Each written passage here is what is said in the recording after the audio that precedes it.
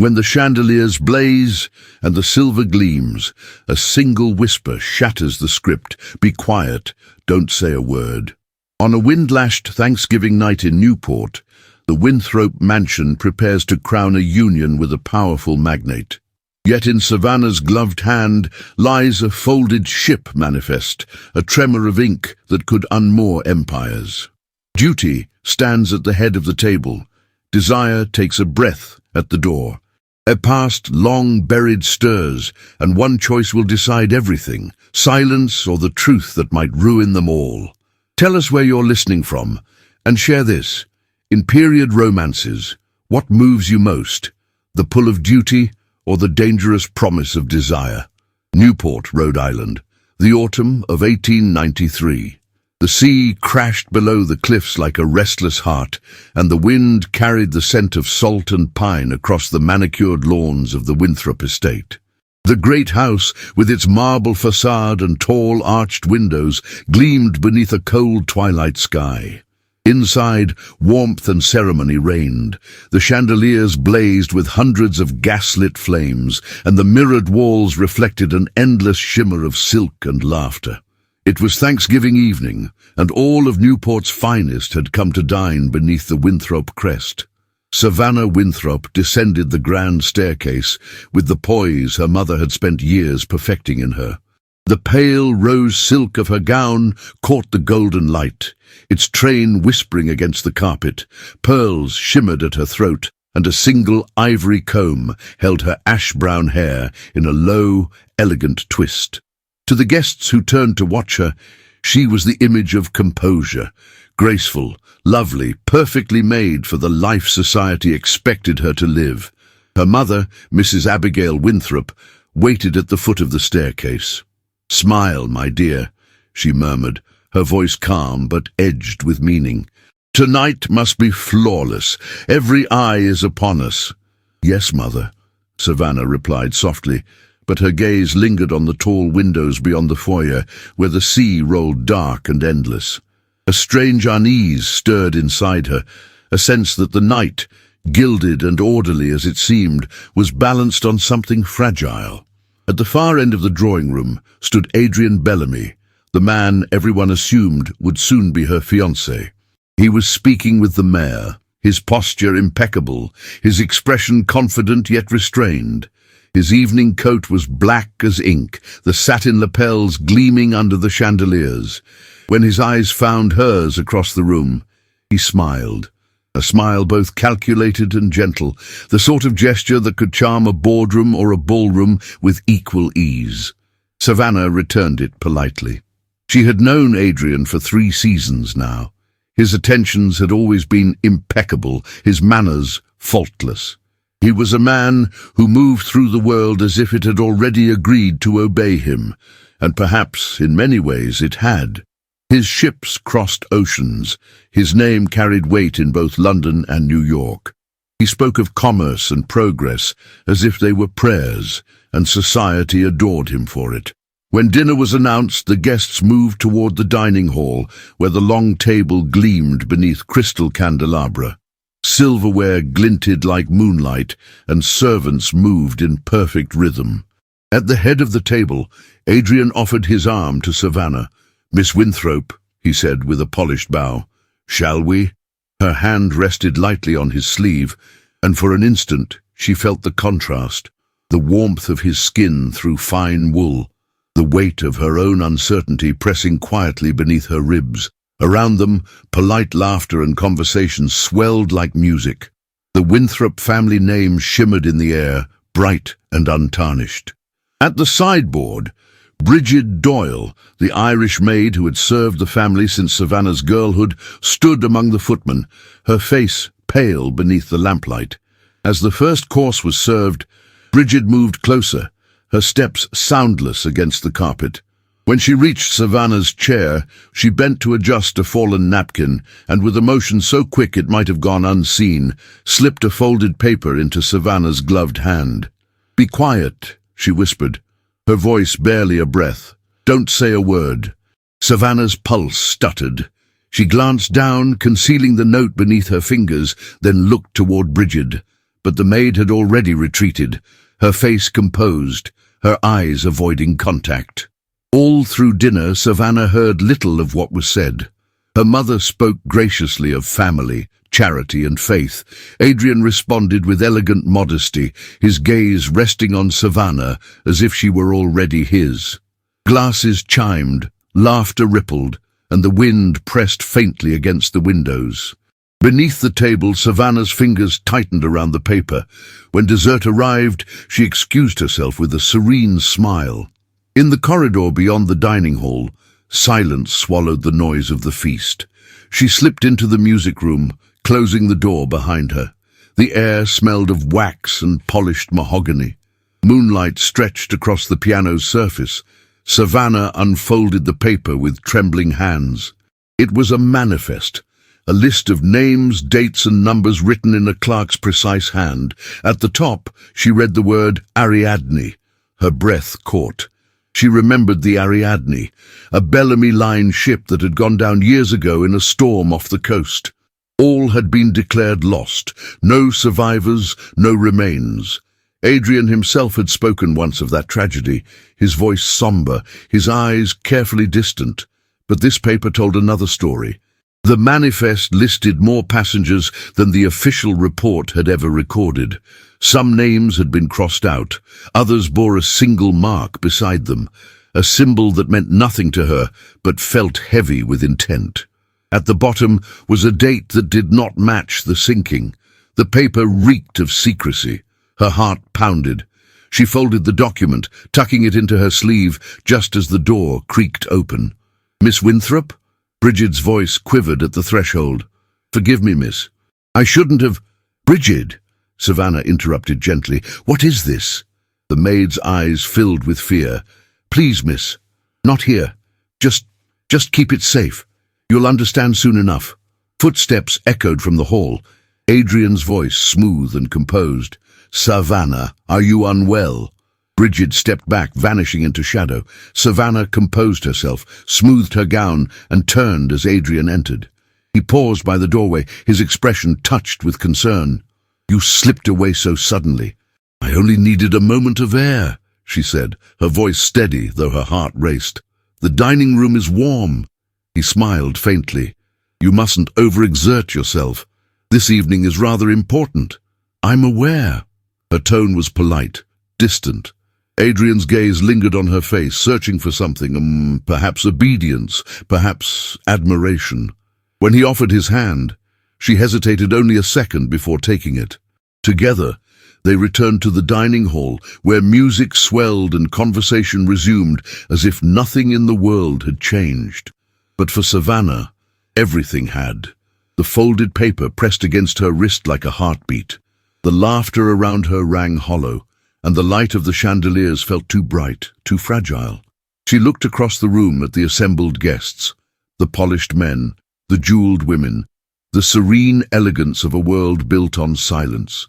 For the first time, she wondered what truth that silence concealed, and beneath the hum of conversation and the whisper of the sea against the cliffs, she felt it, a tremor in the foundations of everything she had been raised to believe.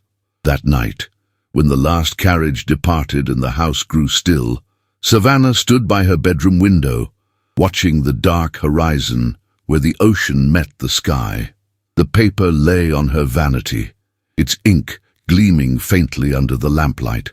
Her reflection wavered in the glass, poised, proper, untouchable. Yet behind her composed expression, something new had awakened, something that would not sleep again.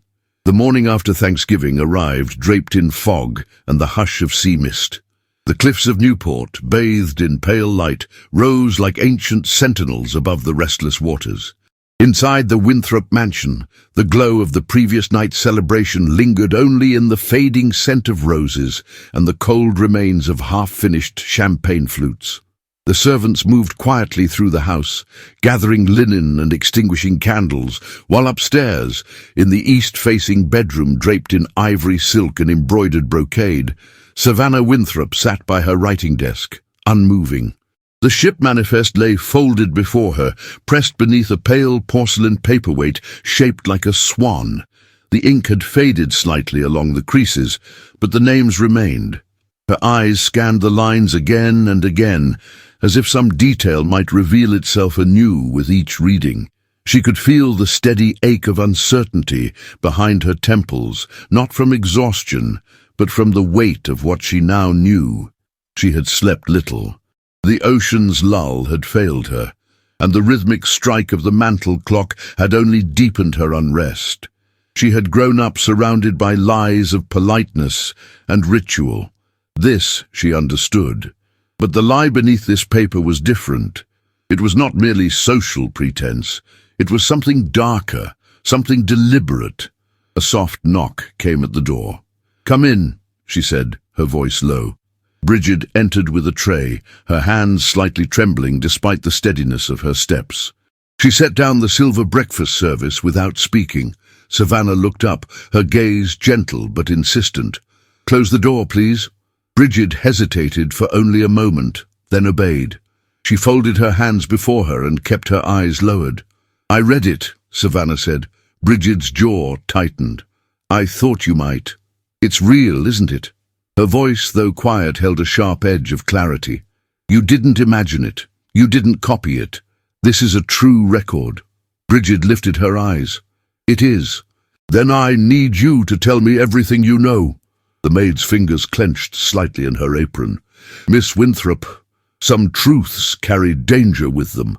For those without names, without protection, those truths can bury what little peace they've managed to salvage. And yet you brought it to me." Bridget's eyes softened. "Because I trust you, miss. I always have, since you were a girl. You see things other ladies don't. You ask questions. You speak to us like we're not beneath you." Savana stepped closer. "Tell me who was on that ship." Bridget drew a breath and glanced toward the windows, where the fog pressed like a veil against the panes. "Her name is Isabel Sousa. She was among them. She's here in Newport now, working in one of the houses near Spring Street, but that's not the name she uses." Savana felt a chill bloom along her arms. "How did she come to be there?" "She arrived on the Ariadne," Bridget said, "just like it says in the papers. She boarded in the Azores, meant to join a cousin in Providence, but she never made it that far. The ship veered off course, came ashore under night, unloaded women like cargo. Poor, foreign, unknowing. They were told the ship had struck trouble, and that they'd been lucky to survive. Then they were told they owed their lives, owed their passage, owed their silence." Savannah's throat tightened. "And they were sent into service." Bridget nodded. "Scattered into houses like laundry, miss. Placed with families who were told they'd be obedient, grateful, cheap. And Isabel? She was placed with a distant relation of the Bellamys. They changed her name on the records, gave her new clothes. She's worked there ever since, as if she'd never been anywhere else." Savannah felt the ground beneath her shift again. She thought of Adrian Bellamy's calm voice, his practiced eloquence, of the way he spoke of storms as unfortunate but noble tragedies, of the families lost and the donations made in their memory. She thought of the ring he'd offered, of the future he painted in broad, gleaming strokes. Her next words came slowly. "I want to speak to her." Bridget hesitated. "She's afraid. With good reason. I will not betray her. I only want the truth, if she's willing to share it." That afternoon, beneath the guise of delivering a small package of lace trimmings ordered by a Mrs. Claiborne, Savannah walked alone along the sloping streets of Newport's older district. The fog had lifted, but a damp chill clung to the air. Her slate-blue walking suit was buttoned high at the throat, her gloved hands hidden in a muff lined with sable. She passed wrought-iron gates and faded clapboard homes, with a grace so practiced no passer-by would suspect her errand was anything but genteel. At the corner of Green and Spring she paused before a modest grey house, flanked by hedges trimmed into neat boxes. A maid answered the door and led her to the rear of the home, where the kitchen smelled faintly of starch and lemon oil. There, standing beside a basket of folded linens, was Isabel Sousa. She looked up slowly, dark eyes widening. Her olive-toned skin bore the quiet exhaustion of someone long accustomed to watching, waiting, enduring. Her hair was neatly braided and pinned beneath a kerchief, and her posture straightened as she recognized Savana not as a merchant, but as something else, someone who should not be here. "Miss Winthrope," she said, her voice soft but clear. "Why have you come?" Savana dismissed the other maid with a nod, then turned back to Isabel. "I read the manifest. I know what it means. I believe you were on the Ariadne, and I believe you survived." Isabel's hands, still damp from folding linens, clenched around the cloth in her grip. "You should not be here." "I came to listen." A silence stretched between them. Outside, a cart rumbled down the lane. Inside, the air felt suspended, as if the house itself were holding its breath. Isabel studied her. "And if I told you the truth? What then? You'll speak of it in your parlour, share it over tea with the women who wear ivory gloves and call us servants like it means lesser." Savannah's voice did not waver. "No, I would not speak it unless I had your permission, and I would not rest until justice was done." Isabel laughed, but the sound was bitter, almost broken. "There is no justice for women like me. We are the spaces between names, the footnotes no one reads." "I want to change that," Savannah said. "Not with charity, not with pity, with truth." Another silence. Then Isabel set down the linen and straightened. "I was on that ship.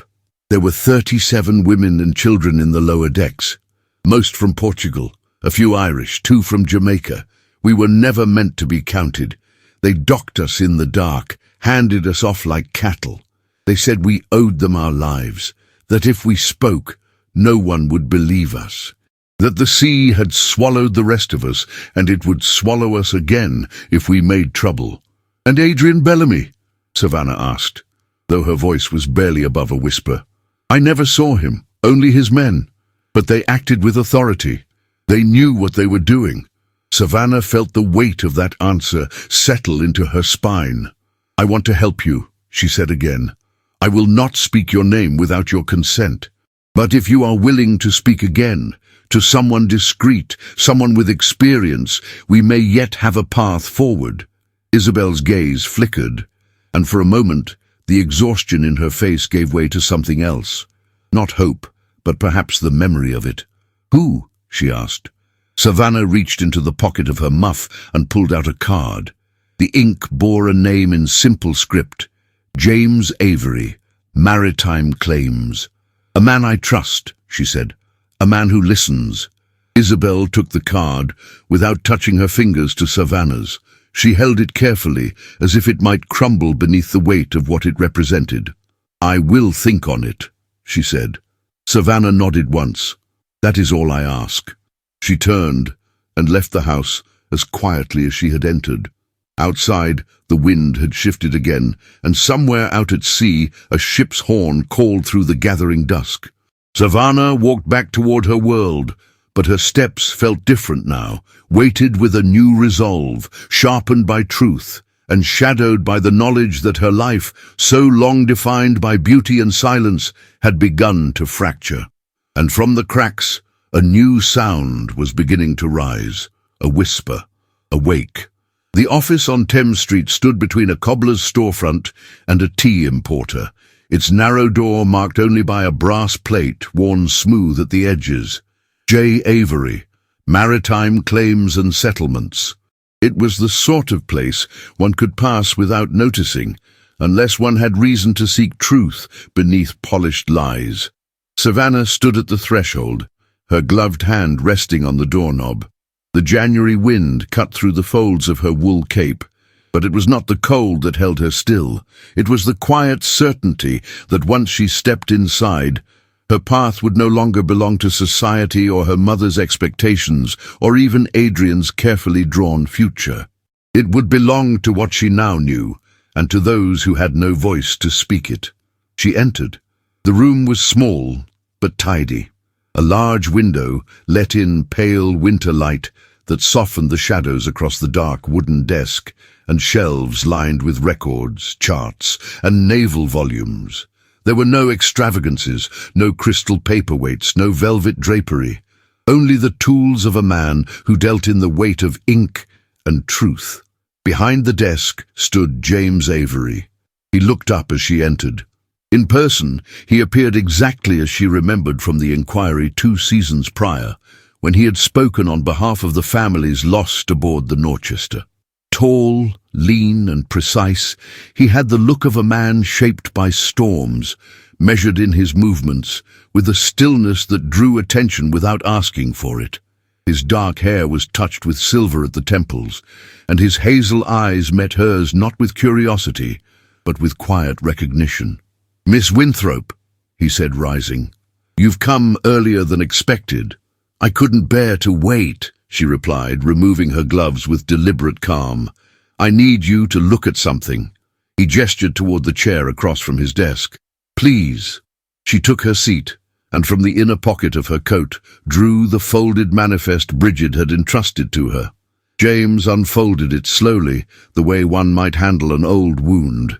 His eyes moved across the columns with practiced efficiency until they stopped. He went back, read it again. The air between them thickened. "Where did you get this?" His voice was quiet but no less urgent for it. "It was given to me by someone who risked much to do so. I'm told this is only one of many like it." James leaned back slightly, the paper still in his hand. "The Ariadne," he murmured. "I remember it well. Bellamy filed the claim within 24 hours of the wreck. I always thought it strange, too fast, too clean, no inquiries, no compensation disputes. Just a perfect tragedy tied up in a perfect sum." "Is it real?" she asked. "This manifest?" "It's real," he said, "and damning. The number of steerage passengers listed here exceeds the figure declared in the loss report, which means survivors were not merely overlooked, they were erased." Savannah's breath caught. Hearing it confirmed, spoken aloud by someone who understood the implications, made it feel heavier still. James placed the document gently on the desk. "There's a cove north of Point Judith," he said after a long pause, "hidden from the main shipping routes. It's where smugglers used to offload contraband in the war years. If the Ariadne diverted before the storm, she could have landed her human cargo there under cover of night." "And then what?" she asked, her voice barely above a whisper. "They'd be distributed quietly," James replied, "into homes, into labor, to those who wouldn't ask questions because they were paid not to." Savannah's hands clenched on the arms of her chair. James studied her face for a moment. "You're not simply curious, Miss Winthrope. You mean to act." "Yes," she said, "but I don't know how." There was a silence. And then something shifted. James rose and crossed to the cabinet behind his desk. He opened a drawer, pulled out a thin file, and returned. "My brother, Caleb," he said quietly, laying the file before her, "died aboard the Lydia Rose, a freighter that exploded in open water. They said it was a boiler failure, but I later found evidence of poor maintenance, deliberate cost-cutting, warnings ignored. The insurer paid out, and the company went on to build 3 more vessels. No one was held accountable." Savannah looked at him, her voice softer now. "You've carried this alone." "For 10 years, he said, "but I learned something in the process. Paper is heavier than iron. If you collect enough of it, ledgers, logs, letters, you can bring down a ship without ever touching the water." Her eyes met his, and for the first time there was no formality between them, only a shared sorrow, shaped into resolve. "Help me," she said. James nodded. "I will. But we must move carefully. If Bellamy or his men discover what we're doing, they'll bury it before we can even speak a name." Savannah thought of Isabel's trembling hands, of Bridget's fear, of the names crossed out in ink. "I understand," she said. Outside, the wind stirred the window pane, and the faint cry of a gull echoed from the harbor. The moment passed in stillness, but it left something behind. Not affection, not yet, but something that hovered at its edge. Respect, trust, an alignment of grief and courage that neither could name, but both had known in silence for too long. James retrieved his overcoat and gloves. "There's someone I want you to meet, a lighthouse keeper down the coast." He saw a ship come in under strange lights the night before the Ariadne was declared lost, never gave testimony. No one asked. Savana stood. "Let's go." He looked at her, the corners of his mouth lifting faintly. "You're not what I expected." "Neither are you," she replied. They stepped out into the crisp afternoon together, the cold air sharpening the color in her cheeks and pulling tendrils of hair from beneath her hat. As they made their way toward the docks, passing shops and carriages and the idle gossip of a world oblivious to what lived beneath its feet, neither noticed the figure watching from across the street. Silas Morecambe stood beneath the awning of a tobacconist, the brim of his dark hat shadowing his eyes. He watched the pair move down the road, an heiress and a claims clerk, walking too closely, speaking too intently. A whisper had reached him that morning from one of the Bellamy household drivers. The Winthrope girl had asked about the Ariadne. Now, seeing them together, Silas's gaze narrowed. He drew a long breath through his teeth, then stepped back into the shadows, already calculating what needed to be done. Some truths, after all, could be inconvenient, and some fires were best smothered before they ever reached open air. Back on the road, Savana walked beside James without looking back. For the first time in days, her hands no longer trembled. Her heart still beat with urgency, but it was no longer fear. It was movement. It was the beginning of something real. They had not yet uncovered the full truth, but they had found each other. And that, for now, was enough. A fine frost clung to the bare hedgerows that lined the road to the Claiborne estate, painting the late morning in muted silver. Though the sun shone weakly through a pale winter sky, the air held the cold breath of February. The carriage wheels turned slowly along the gravel, and inside, Savana Winthrope sat with her hands folded neatly atop a small parcel wrapped in linen. Her gown was modest for her station, grey wool with navy velvet trim and a high lace collar, but the clarity of her posture, the poise of her chin, and the soft gleam of pearl earrings betrayed her class. The visit had been arranged under the pretext of charitable outreach. Mrs. Claiborne, a cousin to the Bellamys by marriage and proud patron of several uplift initiatives, had accepted the Winthrope name with gracious expectation. Savana had no doubt that her arrival was being interpreted as the first step toward a marriage publicly anticipated and privately presumed. But she had not come to speak of Adrian. She had come for Isabel. The maid who greeted her at the side entrance barely concealed her curiosity. "This way, Miss Winthrope," she murmured, guiding Savana down a narrow corridor past the still-room and into the warmth of the working wing. The kitchen was simple, copper pans hanging from the rafters, the scent of flour and coal mingling in the air. And there, near the hearth, folding linens in practiced rhythm, stood Isabel Sousa.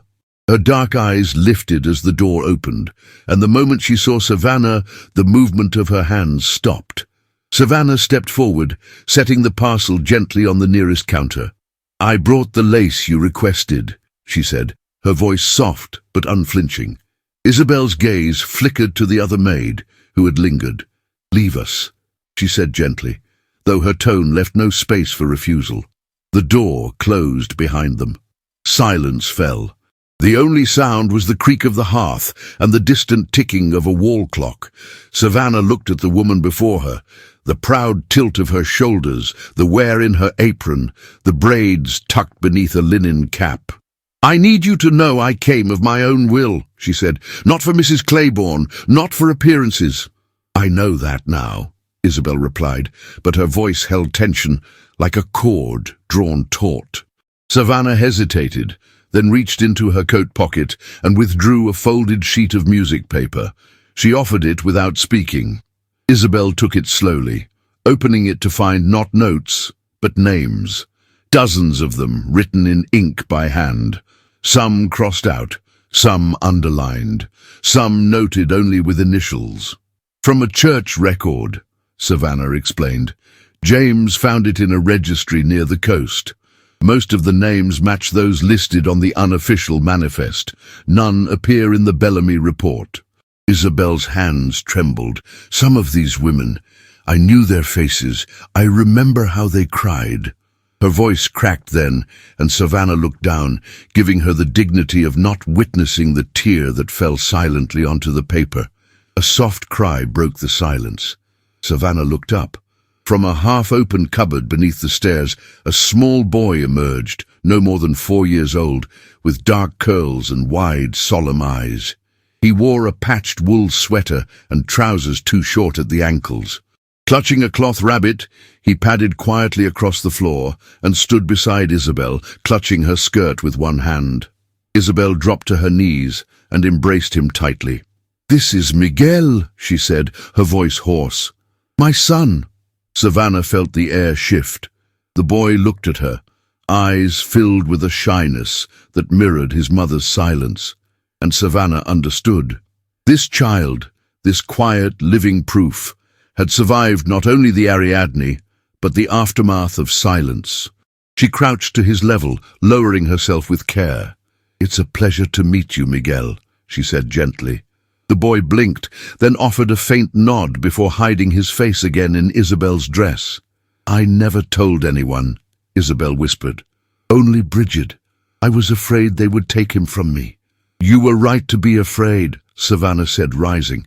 "But you don't have to stay hidden anymore. You are not alone." "Oi!" That afternoon, Savannah and James traveled by cart to the small cemetery outside Narragansett, where the land sloped toward the sea in long, uneven hills.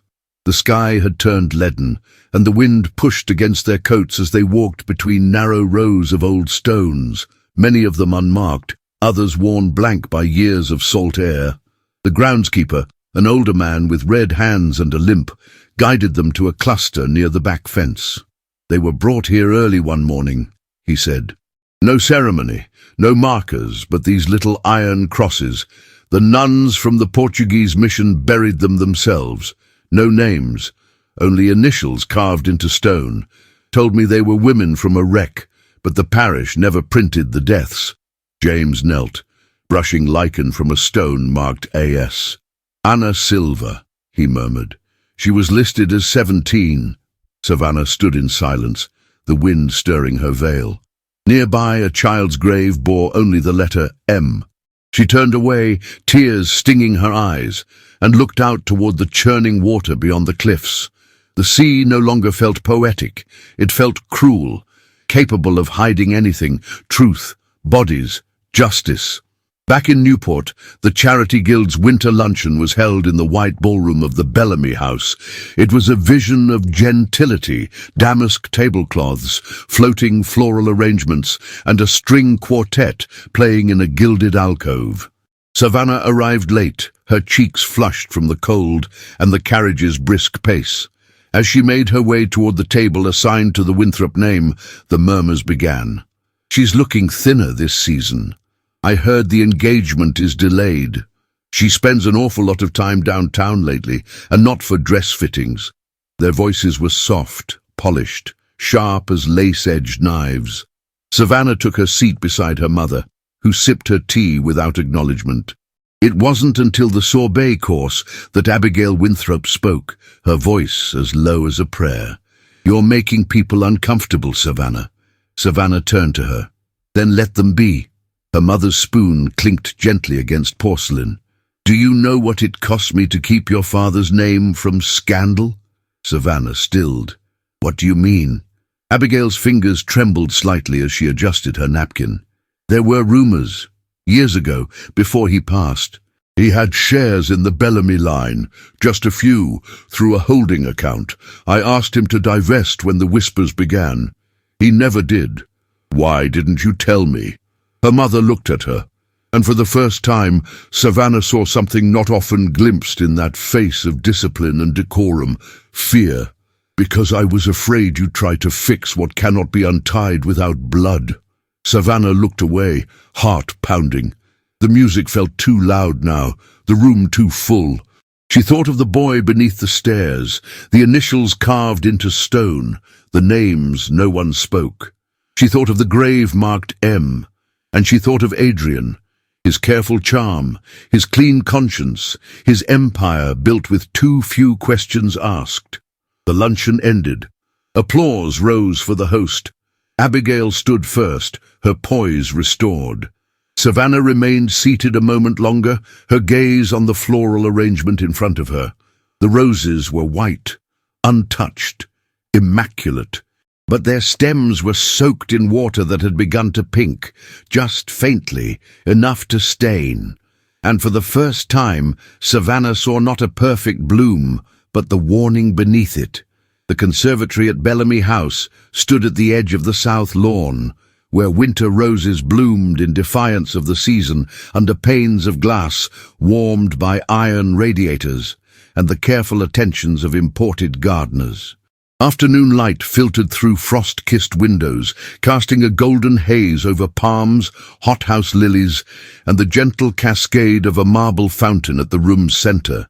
Outside, the air held the bite of late February, but here, inside this controlled Eden, the air was heavy with scent and illusion. Savana Winthrope stood near the trellis arch, where the camellias bloomed thick and perfect. Her gloved hand brushed a petal, and for a moment she felt the softness dissolve between her fingers. The garden was beautiful, cultivated with precision, and yet it breathed nothing real, no salt, no wind, no risk. Behind her, footsteps. "Forgive the delay," Adrian said, his voice smooth and low. "One of the Brazilian hybrids decided to protest its pot. I was held hostage by an unruly gardener." She turned. He looked immaculate as always, his navy cravat precisely knotted, his lapels gleaming with quiet affluence. But there was something different in his gaze today. Not just affection or pride, something rehearsed, something waiting. "Come," he said, extending a hand. "I want to show you something." She allowed herself to be led toward the center of the conservatory, where a small wrought-iron table had been set beside the fountain. Upon it, a box, velvet, deep blue. Savannah's breath caught, but she said nothing. Adrian took the box in his hand. "My mother wore this when she accepted my father," he said softly. "He had it reset for her anniversary. Now it's mine to offer." He opened it. Nestled inside was a ring of white gold, delicately sculpted, with a central sapphire surrounded by diamonds in the shape of a flame. It was breathtaking, old and modern at once, and it shimmered like captured starlight. He looked at her then, not as society looked, not as a suitor in a ballroom, but as a man laying claim to a future. "Savannah," he said, "will you marry me?" She stared at the ring. The air thickened. For a moment, a single suspended breath, she nearly said yes, but the sapphire flickered, and in its depths she saw Isabel's son standing barefoot on a cold kitchen floor. She saw a name etched in stone with no marker. She saw Bridget's hands trembling as she passed her a folded paper, and James Avery's quiet voice murmuring the truth like a prayer no one else dared speak aloud. Her fingers hesitated above the velvet. Adrian watched her, and then his smile softened. "I understand," he said gently. "This life, this visibility, it's not a small thing to accept. You need time." Savannah raised her eyes. "There is something I need to ask you." "Of course." She took a slow breath. "The Ariadne." He blinked. "What of it?" "The manifest was falsified. I've seen it." He said nothing. "I know about the cove, the women, the placements." Her voice was steady, but her pulse thundered in her throat. "Adrian, I know." He exhaled slowly and turned his gaze toward the fountain. "You've spoken to James Avery." It was not a question. "I have," she said, "and to one of the survivors, a woman who lives in this city, who hides her child." A pause stretched between them. When he turned back to face her, the warmth had not vanished from his face, but it had cooled. "This was not my design, Savannah. You must believe me."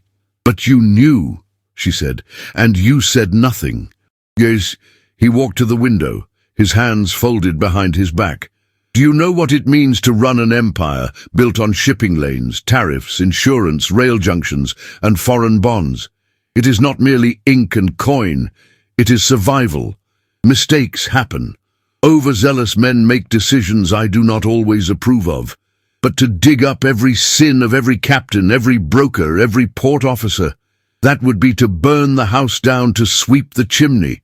Savannah felt her throat tighten. They were people. They were not mistakes. Adrian turned back, and though his voice remained gentle, it carried the weight of steel. What would you have me do? Publicly confess? Dismantle the Bellamy line? Cut off the wages of thousands? Let foreign competitors swallow the roots? I can offer restitution, quietly, a fund perhaps, discreet settlements. But I will not sacrifice the good for the impossible.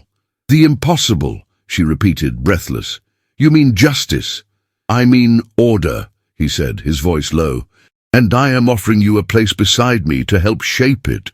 The world is not changed with noise, Savannah. It is changed with strategy. She looked at the ring again. The fire in the sapphire now seemed cold, controlled. She stepped back. Adrian said nothing more. That evening at the Winthrope residence, Bridget was summoned urgently to the service door by a man in a dark coat with a silver badge, a magistrate. He bore a letter and a tone of quiet intimidation, and when Bridget returned to the kitchen, her hands shook as she clutched the letter like a death notice. Savannah found her an hour later, pale and breathless in the servants' corridor. They've filed to inspect Isabel's home, Bridget whispered. They're claiming she's unfit, that her child is in danger. Savannah did not hesitate. The next morning, she arrived at the Claiborne estate with no notice and no pretense. Inside, a solicitor from the city stood beside Isabel, who cradled her son like a shield. The magistrate spoke in cool tones about obligations and child welfare. Mrs. Claiborne hovered nearby, wide-eyed, more flustered by the scene than by the threat it represented. I'll hear no more, Savannah said, stepping forward. Miss Sousa is under my protection, as is her son. Any petition for removal must go through my counsel, and I assure you, it will not pass without war. The room fell into stunned silence. The magistrate's brows rose. Miss Winthrope, my name, she said, voice clear as frost, is known, and it will be tied to hers if need be. Do you understand me? Mrs. Claiborne flushed, murmuring something about tea and misunderstandings. The magistrate withdrew with a nod more respectful than dismissive. Isabel collapsed into a chair, holding Miguel close. Savannah knelt before her. No one will take him, she said. Outside, the wind rose over the hedges, scattering early blossoms. That evening, Adrian arrived unannounced at the Winthrope house. He was shown into the library, where Savannah waited with her mother, who said nothing, merely offered a nod, and retreated to the drawing room, with her shawl pulled high. Adrian did not sit. He remained by the mantel, the firelight casting sharp shadows across his face. You made a spectacle today. I made a decision, she replied. He studied her. We could be powerful together. I will not be powerful at the expense of the voiceless. His mouth tightened. You're very young, Savannah. Idealism is a luxury. Then let me be poor, she said quietly. For a long moment, they simply stared at one another. Then Adrian reached into his coat and withdrew the ring box. He placed it on the mantel without opening it. When you decide to speak sense, he said, I will listen. And if I never do? He offered a faint smile, cold and handsome. Then I'll wish you well. He left without looking back. In the silence that followed, Savannah walked to the hearth. The box remained where he'd left it. She opened it one last time. Then, carefully, she closed it again. She did not cry. Instead, she turned to the fire, and with a steady hand placed the box on the coals. The sapphire caught the flames and burned. The harbour breathed fog that morning. Not the soft mist of gentle tides, but a dense, unyielding cloak that turned lamps into halos and ships into shadows. It crept over the piers and crawled up the stone lanes of Newport like a secret, blurring the outlines of what could no longer remain hidden. Savannah stood at the edge of a wharf, blackened by decades of salt and coal. Her boots carefully positioned on the worn timbers, slick with seawater. The air was damp and bitter, but she did not shiver. Her wool cloak, lined in sable and clasped high at her throat, shielded her from the cold. Still, she felt exposed, vulnerable, not from wind or rain, but from the burden she carried folded in her satchel, pressed between tissue paper and string. Behind her, James Avery approached, his footsteps quiet over the wooden planks. He wore his charcoal frock coat, the collar turned up, and carried a leather-bound portfolio beneath one arm. His presence brought with it a wordless steadiness that Savannah had come to rely on without needing to name it. "The foreman agreed to meet us," he said, pausing beside her. "He remembers unloading crates the morning the Ariadne was supposedly lost. No ship declared on the ledger, but he swears there were women, terrified, silent, and vanished before daybreak." Savannah nodded. "Will he speak officially?" James shook his head. "Not yet. He has a daughter employed at Bellamy's grain mill. He fears for her position. The truth, it seemed, had a price, and for those with little to bargain, it cost too much." They followed the docks toward a small shed near the end of the harbour, where a lighthouse keeper waited, stooped but alert. His beard was thick with grey, and his oilskin coat bore the scars of countless tempests.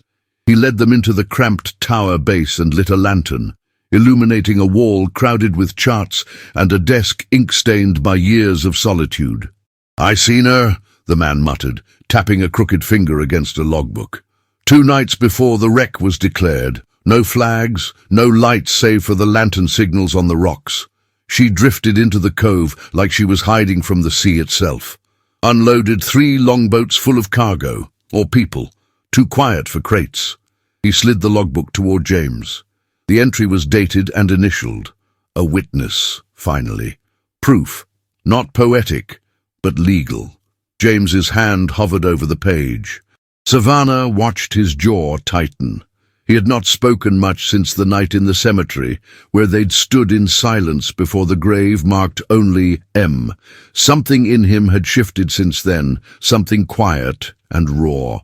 As they left the tower, James paused at the stairs and drew a breath deep enough to steady a storm. "There's a name on that falsified manifest," he said. "Miguel Santos." Savannah stopped. "My brother's name was Caleb Avery," James continued, his voice low. "But when he took his last post, he was using the name Michael Santos, a way to avoid creditors after a failed investment. He worked as a fireman aboard ships. The Ariadne was one of the last he applied to. The company denied it, but I was never certain." Savannah's chest tightened. "You think he was there?" James's eyes met hers. "I think someone used his name to disappear, or someone took it to bury the truth." The weight of it settled between them, heavier than salt or fog. That afternoon, Savannah returned to the Winthrope house, where the parlour fire had been stoked and the scent of bergamot clung to the cushions. Mrs. Abigail Winthrope sat at her embroidery frame, her needle silent but unmoving. "They're speaking of you," she said without looking up. "I expect they are," Savannah replied, removing her gloves. "At the men's lyceum, they're calling you a zealot. At the Hamilton Club, a sentimentalist. At the Elmhurst luncheon, a danger to every well-bred engagement in the county." Savannah approached the hearth. "And what do they call you?" Her mother looked up at last. "They call me your mother, and that, it seems, is enough to unseat me from 3 committees and 2 dinner tables." A silence stretched between them. "You can still stop this," Abigail said softly. "You can let the law handle it." Savannah turned toward the fire, the heat brushing her cheeks. "The law has already handled it." "That's the problem." A knock echoed from the corridor. Bridget entered with urgency in her step, holding a telegram with a torn seal. "Miss," she said, her voice strained, "you must come at once. It's Isabel. They've tried again." Savannah found Isabel in the rectory of St. Anthony's, seated in a small chamber behind the nave, where candlelight flickered against plaster saints. She clutched Miguel in her arms, rocking him without rhythm, her eyes wide and red from tears. "They came this morning," she whispered. 2 men, said they were from the parish board, asked about schooling, nutrition, his sleeping arrangements." "Did they take him?" Savannah asked, breathless. No, Sister Agnes refused them entry. She lied and said he was sick with fever. They backed off, but they'll return. James arrived minutes later, his portfolio tucked beneath one arm and his expression carved in stone. I've contacted a solicitor, he said. She'll draft a petition for guardianship. Temporarily, Isabel and her son will be listed under Winthrop sponsorship. We'll file it before dusk. I don't want to hide anymore, Isabel whispered. You won't, Savannah said, kneeling before her. You'll stand, and I'll stand with you. That evening, as the petition was filed and the bell of St. Anthony's rang out into the cold air, Bridget slipped quietly into Savannah's room. She held a small, folded note, written on fine stationery. The ink was elegant, unmistakable. It came from Mrs. Leland's footman, Bridget said, her voice tight. He didn't say a word, just handed it to me and walked off.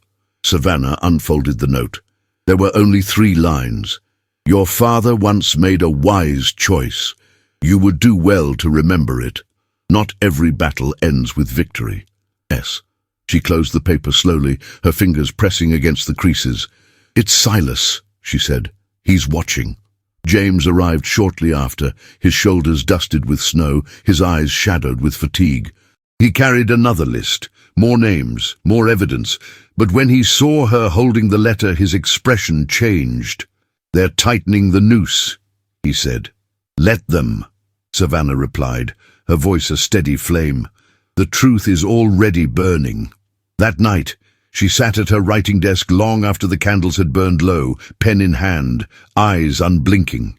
She wrote a name at the top of the page. Miguel Santos, then another. Ana Silva, then another. She wrote until her hand ached, until the ledger of silence was replaced, one name at a time, with the cost of telling the truth. The Bellamy Ballroom, famed along the coast and envied across the continent, was a place designed to dazzle. It soared 3 stories high, crowned by a coffered ceiling, painted with allegories of commerce and victory, and lit by twin chandeliers brought from a crumbling Venetian palazzo and rewired for gaslight. That night, the last gala of the winter season, they sparkled like a constellation frozen in glass. It was a night of presentation and calculation, of silk rustling like whispers and diamonds that reflected ambition more than affection. And into that world, through the double doors beneath the gilded arch, walked Savana Winthrope, alone, until she paused, turned, and allowed James Avery to offer his arm. Their entrance cleaved the room in 2. At first, there was only silence. Then came the gasps, sharp, fluttering and poorly veiled behind lace fans and champagne flutes. A ripple of tension passed like an invisible thread through brocade and velvet, lace and taffeta. Men adjusted their cravats. Women leaned toward one another with raised brows and murmured behind gloved hands. Savannah moved forward with steady steps, her slate-blue evening gown trailing behind her like a shadow kissed with moonlight. The gown was simple by Newport standards. No sequins, no embroidery. But it was cut with flawless precision and fastened with a single pearl clasp at the back of the neck. Her hair, swept into a low twist, was crowned with a comb of ivory and onyx. Every detail was deliberate. Nothing begged for approval. She had not come to be admired. She had come to be seen. James walked beside her in a dark evening coat and snow-white cravat, his expression unreadable. He looked neither triumphant nor nervous, only composed. He bore the scrutiny like a man who had stood before storms before and learned not to flinch. At the center of the room, near the orchestra's alcove and the towering arrangement of white orchids, stood Adrian Bellamy. He was speaking to the governor's wife when he saw her. His words stopped. His smile faltered, and his gaze turned to ice. He excused himself with practiced grace and crossed the floor in long, even strides. The dancers stilled. The violins did not begin the next waltz. "Savannah," he said, voice low and smooth, "you've made an unexpected entrance." She inclined her head. "Have I?" James stepped aside, allowing space. The gesture was precise, respectful, but unwavering. Adrian's eyes flicked to him, then back to Savana. "I'd hoped we might speak privately." "I believe this moment belongs to the public," she replied, her tone cool, even. "We've spent far too long in shadows." A hush fell. The room with all its marble and murals leaned inward. Adrian glanced around them, then offered a smile that did not reach his eyes. "This is neither the time nor the place." "But it is," Savana said, lifting her voice only slightly, "because this is the house that silence built, and I no longer wish to live in it." She reached into the small silk pouch at her wrist and withdrew a velvet box. She opened it slowly and revealed the ring he had once offered her, a sapphire framed in diamonds, still beautiful, still gleaming. She held it for only a second longer before she extended her hand. "I cannot marry a man who believes justice is dangerous," she said, her voice clear, her eyes on his. "I cannot stand beside someone who views truth as a threat." Adrian did not reach for the box. He stood motionless, expression composed but unreadable. Savana closed the box herself and set it on the edge of the nearest table. The sound it made, barely more than a whisper, was louder than applause. At that moment, Mrs. Abigail Winthrope moved from the periphery of the room and stepped to her daughter's side. She said nothing, but her hand came to rest gently, unmistakably, on the back of Savannah's chair, anchoring her like a lighthouse in a tempest. James approached then and offered his arm again. Savannah did not hesitate. She placed her hand in his, and together they crossed the floor as the orchestra resumed, not with a waltz, but with a slow nocturne, hesitant and mournful. Behind them, murmurs rose like smoke. In a corner near the terrace, Bridget Doyle slipped quietly through the side corridor, her hands trembling slightly beneath her gloves. In her reticule was a sealed envelope containing Isabel Sousa's written testimony, translated into legal English, signed before witnesses, and accompanied by a letter from a retired midwife who confirmed the night Isabel had arrived. Frightened, bleeding, with a child in her arms and no name on her papers. The envelope was addressed to Mr. Edward Fielding, editor-in-chief of the Newport Register. Bridget delivered it by hand, directly into the man's care, as instructed. The next morning, the editorial room buzzed with quiet urgency. No headlines were printed yet, but inside the corner office, a decision had been made. Meanwhile, back in the Bellamy ballroom, the guests recovered their rhythm. Adrian remained still for several moments, his hand curled slightly around the edge of the table where the ring box now lay, untouched. A waiter, unsure whether to clear it, hesitated nearby. Adrian waved him off. He turned toward the rear of the room and disappeared through a velvet-curtained door without another word. Outside, on the stone steps, Savannah stood with James beneath the winter sky. The air was sharp with salt, and the sound of the sea rolled faintly in the distance.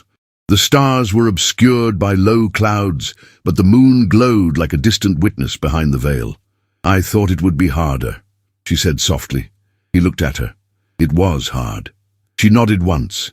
Then, after a pause, she turned to face him fully. "There is no going back." "I know," he said, "and yet I feel lighter." James did not smile, but something in his expression gentled.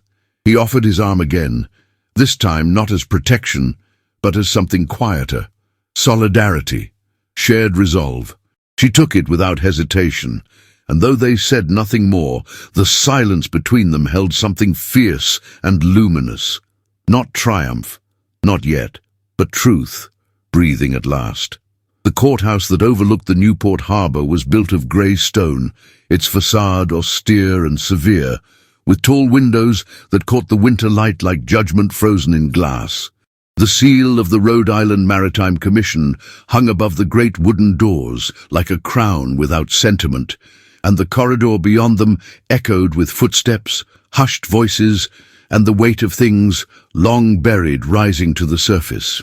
That morning, As snow threatened the rooftops and the town held its breath, Savana Winthrope stepped through those doors beside James Avery. She wore a tailored suit of midnight blue with a high-collared blouse of ivory silk. Her hat was simple with no veil. Her gloves were pearl grey, her boots polished, her gaze fixed forward. She had not dressed for sympathy. She had dressed for war.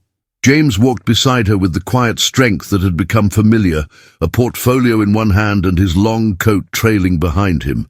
His expression was unreadable, save for the tension in his jaw, the subtle arch of his brow that always surfaced when something mattered more than he was willing to show.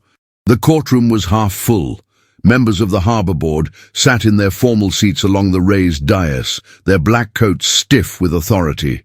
In the benches behind them were merchants, clerks, shipbuilders and lawyers, some summoned by curiosity, others by fear.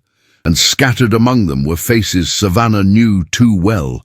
Men who had shaken her father's hand, danced with her mother at charity balls, whispered her name like a promise made on behalf of her future. They barely looked at her now.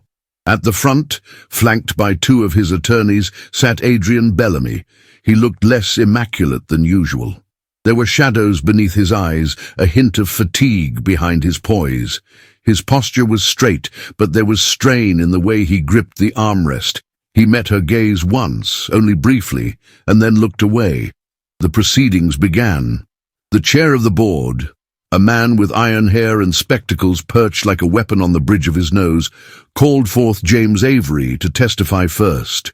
James rose, handed over his compiled documents, manifests, logs, letters, sworn statements, and took the stand. He spoke clearly, without rhetoric, laying out the falsified records, the diversion of the Ariadne to an unregistered cove, and the testimonies of dock workers and lighthouse staff. He referred only to facts. He did not speculate. He did not accuse. And yet every word rang louder than thunder. Then it was Savannah's turn. She stood slowly, her fingers wrapped around the edge of the table for a moment before releasing it.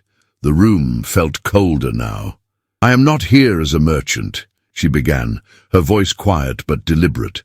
"I am not here as a businesswoman or a fiancée or the daughter of a name stitched into ledgers. I am here as a witness to silence, to the lives it costs, to the names it erases." Her eyes moved across the board, then out toward the room. "I have spoken with survivors, with women whose bodies bore the weight of injustice in private rooms behind respectable doors, with mothers who buried children without gravestones. I have stood in a cemetery and traced initials carved by nuns into forgotten stone. And I have sat across tables while men in warm coats explained why exposure was too dangerous, too inconvenient, too expensive." A pause. One heartbeat. Two. "I am here to say that the cost of silence is no longer acceptable, and I will not carry it in my name." She stepped down without waiting to be dismissed. There was no applause, only silence. Then, from the far corner of the room, a door opened, and Isabel Sousa entered. She wore a dark dress borrowed from Bridget, a shawl wrapped tightly around her shoulders. Her son walked beside her, small fingers laced through hers, his steps uncertain but steady. A nun from St. Anthony's followed them, silent and protective. Isabel took the stand without trembling. Her voice cracked only once. "I was brought here in the dark," she said.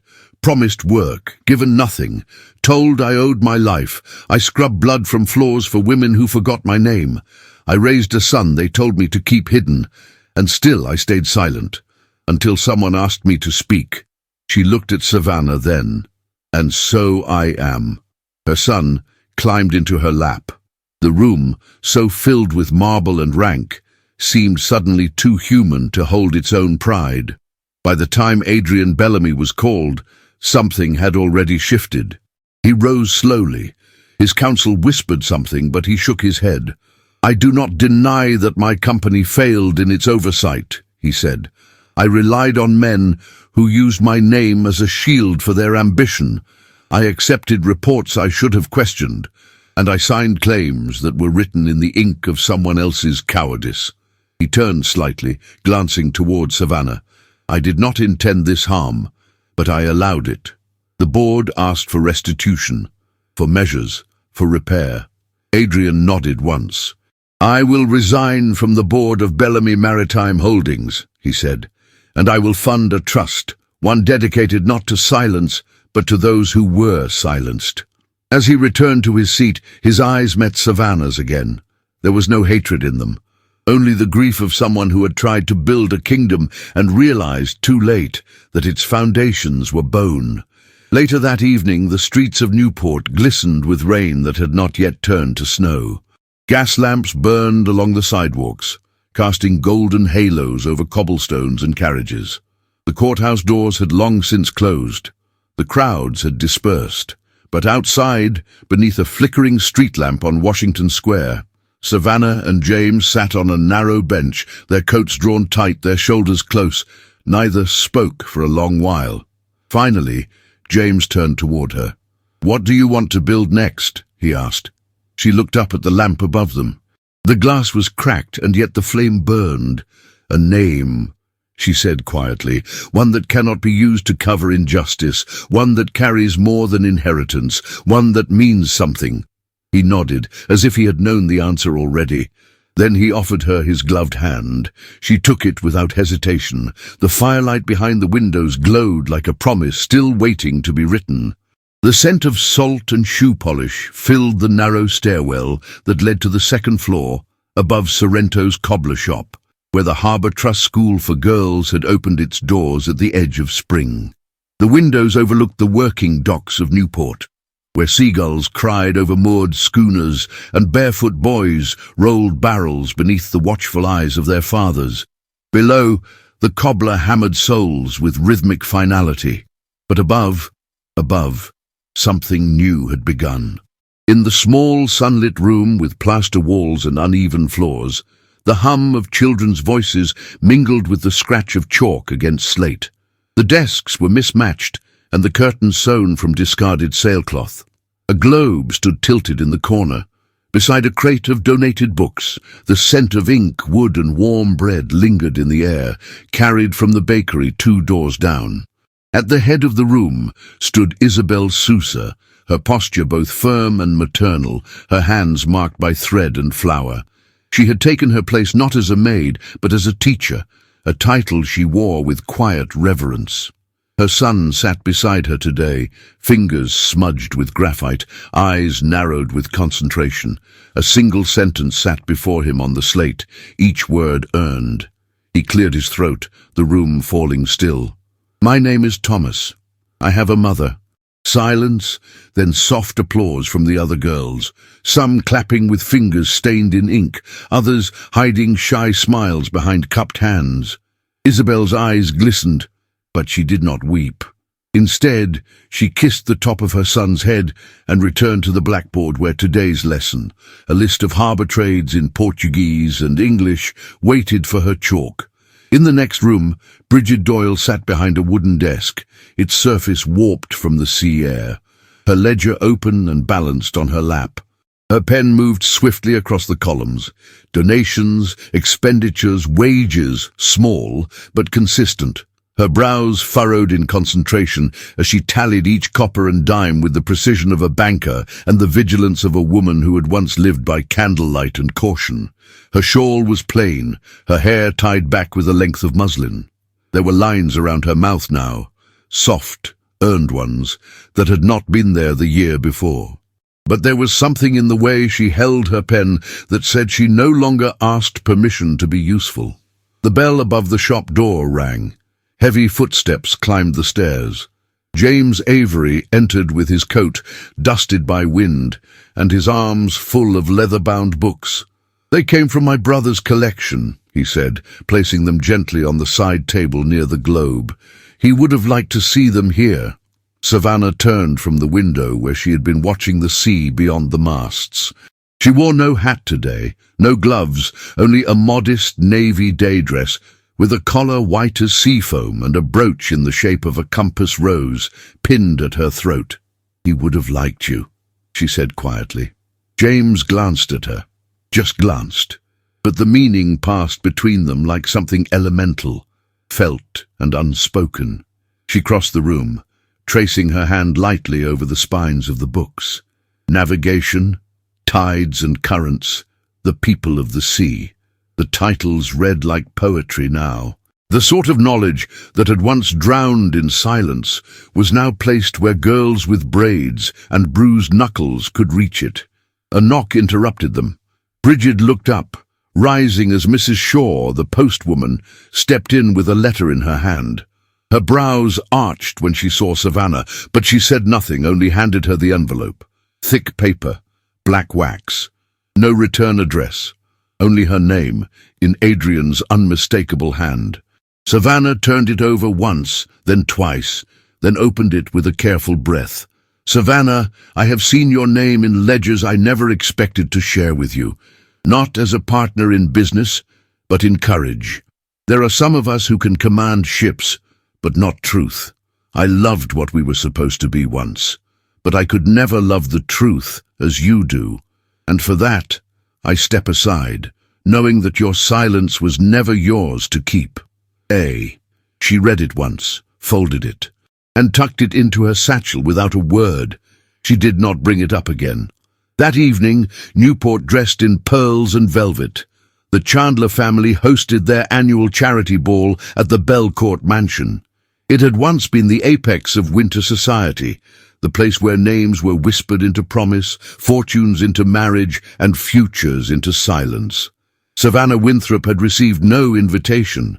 She sat instead near the back window of the school, beside a kerosene lamp and the soft scent of parchment and wool. Her hair was pinned simply, her skirt brushed the floor. Her feet, unshod of expectation, were warm against the wooden planks. Across the room, James knelt beside a girl with a crooked slate and helped her trace the letter H with care. She giggled and tried again. He turned then, catching Savannah's gaze for just a breath. No music played, no chandeliers glittered, no champagne tower spilled over with artifice, but her heart felt full. For the first time in memory, she was not required to be admired, only trusted. Outside, the harbour winds howled through the masts. Inside, chalk tapped gently on slate. And somewhere in between, a legacy was being born, not carved in marble, not printed in society columns, but etched into the voices of girls who now knew what a name could mean. Savannah stood and walked slowly to the wall where the school's mission statement had been pinned in Bridget's careful cursive. It read simply, "For those once forgotten, for those who spoke too late, for those who still whisper." She touched the paper gently. Her name no longer served as currency, it served as shelter. The tide had gone out by the time they reached the cove. It was a clear morning in early November, and the light across the water held the quiet sheen of silver, not quite cold, but still enough to redden cheeks and sting fingers. The group moved slowly across the sandy path that wound between tall grasses browned by the season, their footsteps muffled by the soft, damp earth and the hum of the sea against the stone. Savannah walked at the front, her shawl clasped tightly beneath her chin, the edges of her skirt lifting just slightly in the salt wind. Her boots left clean impressions behind her, deliberate and steady. To her left, James carried a small linen bundle. To her right, Bridget held a lantern, though no flame was needed. The day was bright with a kind of solemn clarity.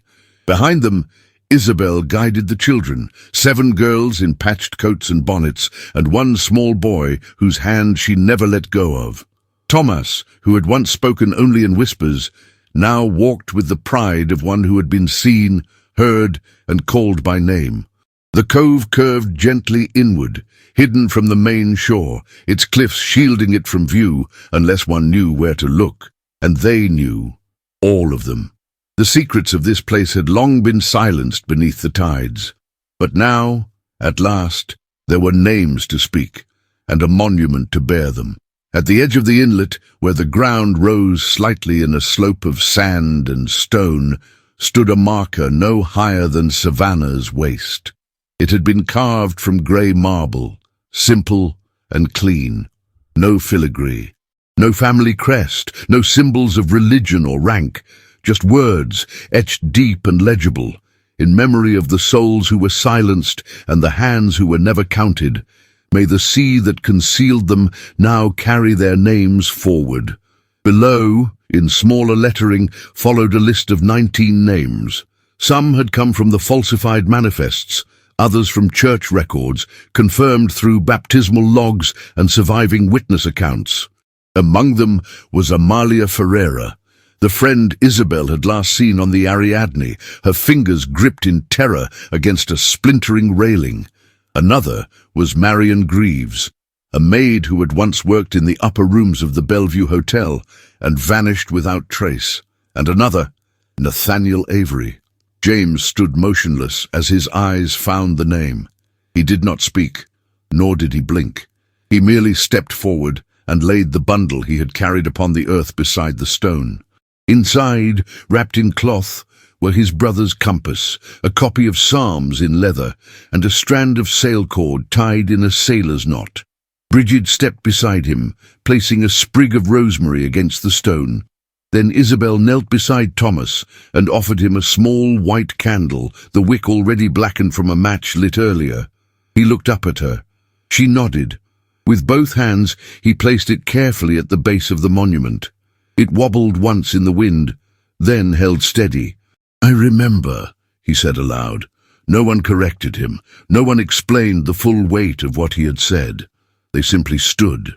The wind stirred through the grass, carrying with it the faintest scent of brine and stone. A gull passed overhead, then another. Somewhere out at sea, a bell rang from a fishing boat returning to harbour. As the tide rolled in again, the group turned slowly and began the walk back up the hill. That evening, as the fog began to gather along the docks and the lanterns in the windows of the trust school flickered against the dusk, Savannah sat alone in the classroom with her hands folded on the window-sill. The girls had gone home. Isabel had taken Thomas to bed. Bridget was finishing the weekly ledger by lamplight. Savannah's shawl was draped over the back of her chair. She wore a plain brown wool dress with cream trim and a collar mended by hand. Her hair had slipped from its pins and fell in quiet waves at her neck.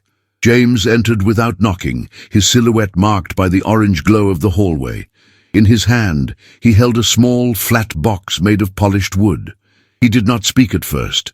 He merely stood at the threshold, watching her with that stillness she had come to know so well, not hesitation, but gravity. Finally, she looked up. "Did you forget something?" "No," he said gently. "I remembered something." He stepped forward and placed the box before her on the desk. Slowly, she opened it. Inside lay a gold ring, simple, worn, smooth at the edges, where years of touch had polished it naturally. It bore no jewel, no engraving, no declaration. "This belonged to my mother," he said. "She wore it until the day she died, not because of wealth, but because my father gave it to her with this promise, that no one would ever speak above her or beneath her, only beside her." Savannah's breath caught, but she said nothing. James moved closer, lowering himself to one knee, not in ceremony, not in grandeur, but in reverence. "I don't want to build a life on titles or debts or on anything that can be burned or rewritten. I want to build something with you that holds in the tide. I want your voice beside mine, not your silence." He offered the ring without flourish. She looked at it, and then at him. And then, without a word, she extended her hand. The gold slid gently onto her finger, as if it had been waiting all along. They stood together in the stillness of the schoolroom, lit by the last light of a lantern and the soft sound of foghorns beyond the glass. Outside, the bells of St. Michael's rang the hour, 8 chimes, clear and even. Children's laughter echoed faintly in the alley as someone called for supper, and inside, Savana Winthrope became not a lady of society, nor a pawn in a magnate's legacy. She became a woman forged in truth, a woman who had stood at the gates of silence and refused to enter, a woman who had chosen not the ballroom, but the classroom, not the chandelier, but the lantern, not the vow whispered in wealth, but the one spoken in clarity, a keeper of names, a founder of legacy, and above all a woman loved not for her obedience, but for her courage, for her voice. It was the end of January, and the snow had come early that year, blanketing the hills of Newport in silence and memory. The chimneys still smoked, but less now. Some of the mills had long since closed. Others had been rebuilt with cleaner technologies, and the old skyline that once screamed of iron and sweat had softened. There was progress here, and cost, and echoes. Inside the schoolhouse that had once been a storage barn for coal, the windows rattled in the wind as a fire snapped in the brick hearth. Children sat cross-legged on the floor, their hands raised, their laughter bright. At the front of the room stood a woman with silver threaded in her dark brown hair, her shoulders cloaked in a shawl hand-woven by widows from the northern districts. "Who can tell me," Savana asked, smiling gently, "what this symbol means?" She held up a copper medallion stamped with the seal of the Workers' Safety Trust, an emblem that had once hung only in boardrooms but now lived in homes, schools, and even kitchens. A girl no older than 7 raised her hand, her mouth already open with excitement. "It means somebody remembered." Savannah's throat caught. She nodded. "Yes," she whispered. "It means they remembered."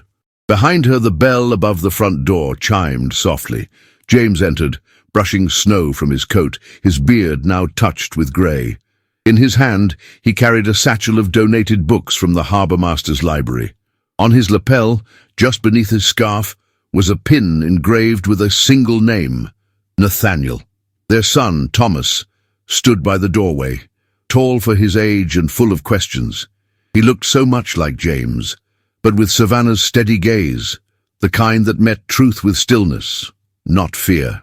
He was 9 now, and had long since claimed the chalkboard as his kingdom, his favourite word to write being dignity. Bridget, now known as Mrs. Doyle Campbell, worked full-time in the City Council's Education Bureau, overseeing literacy programs in 3 districts. She still came every Wednesday to teach arithmetic, and still brought seed cake from her husband's bakery, now the most respected on the eastern docks. Isabel had remarried a quiet man named Elias Sousa, a carpenter who had once helped rebuild the bell tower of St. Michael's. Her son, little Thomas, no longer whispered when he spoke. He read scripture aloud at Sunday Mass and had written a play in Portuguese and English that the girls at the school were rehearsing for Easter. The Winthrope estate, once known for its manicured hedges and candlelit soirees, had been turned into a cooperative centre for apprenticeships. The ballroom now housed looms and training desks for future seamstresses and accountants. The conservatory held native plants tended by former domestic workers turned herbalists. The portrait of Jonathan Winthrope still hung above the main staircase, but now with a plaque beneath it that read, "All names matter, not just ours." As for Adrian Bellamy, his name faded from headlines. He had sold off the last of his shares 5 years earlier and was rumoured to live in quiet exile on the Pacific coast. His final letter to Savannah had gone unanswered, but she kept it in a drawer, not for forgiveness, but as proof that even the mighty sometimes learn to whisper truth. Silas Morecombe's fate had never been confirmed. Some said he fled to Cuba. Others swore he drowned in the Delaware. Either way, the world went on without him, and no one lit candles in his name. That evening, as snow began to fall again, the school emptied slowly. Children raced home beneath shawls and scarves, their boots stomping fresh paths into the dusk. Bridget left with a stack of reports. Isabel remained behind to lock the cabinet where the sewing needles were kept. Savannah and James sat by the fire, his hand covering hers atop the worn oak desk. "We built something," he said softly, not for the first time. "Yes," she replied, resting her head against his shoulder. "And it's still standing." Outside, the harbour glowed beneath the gas lamps, and the sound of distant bells mixed with the wind. The world had not become perfect, but it had remembered, and it had changed. And in the quiet warmth of a classroom built from what was once discarded, love endured. Not loud, not polished but true, the kind of love that asked nothing but honesty, the kind that taught children their names would never be erased, the kind that stayed. What remains after the chandeliers dim and the snow begins to fall? Truth, legacy, and a name spoken without fear. Savannah's journey was never just about a scandal or a ruined engagement. It was about the quiet courage to choose justice over convenience, dignity over silence, and love over expectation. She did not set out to change Newport society, but in defending the forgotten, the erased, and the unseen, she became the voice they never had. And now, 8 winters later, we see what she built, not just a school, but a future, not just a romance, but a partnership rooted in respect, memory, and truth. May her story remind us that silence can be broken, injustice can be named, and even in a world built on power, compassion can reshape everything. If this story moved you, we would love to know, what did Savannah teach you? What will you remember from her journey? Type the word legacy in the comments if you stayed with us until the final snowflake fell. Your presence here matters more than you know. And if you wish to support the small team behind these stories, consider leaving a super thanks with any amount you feel comfortable giving. Your kindness helps us keep crafting more powerful, tender, and unforgettable tales. But if today isn't the day to give, that's absolutely okay. You can still help by sharing this story with someone who believes in second chances, or who might need to remember the power of a woman's voice. Don't forget to explore other romances I've left for you in the video cards. If you loved Savannah's story, there's a good chance another heart is waiting for yours. Thank you for watching, for remembering, and for believing in stories that heal. Until our next chapter.